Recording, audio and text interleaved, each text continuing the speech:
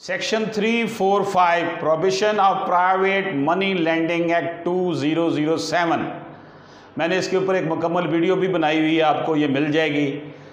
और इसकी ये क्लास 3, 4 और 5 की बात कर रहा हूँ कि किसी को रकम सूद पर देना और सूद का कारोबार करना संगीन जुर्म है, जिसकी सज़ा 10 साल कैद व जुर्माना है।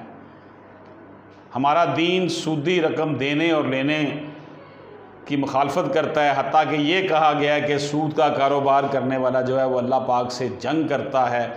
हज़रत इमाम गज़ाली रहमतुल्लाह अलैह ने अपनी किताब मुकाशफतुल कुलूब में बड़ी तफसील के साथ सूद के जो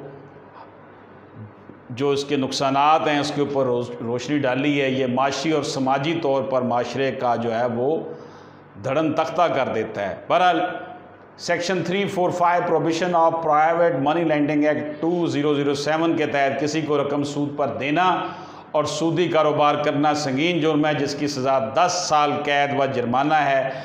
ये जो सूदखोर सूद पे रकम देते हैं बहुत ज़्यादा रेट ऑफ इंटरेस्ट पर, ये मुआहदा कर लेते हैं कि जनाब ये हम मिलकर कारोबार कर रहे हैं, इस तरह का कोई ना कोई गोल मोल सा मुआहदा करते हैं। बहरहाल ये आपके सामने हमने जजमेंट पेश की। इजाज़त दीजिए। अल्लाह हाफ़िज़।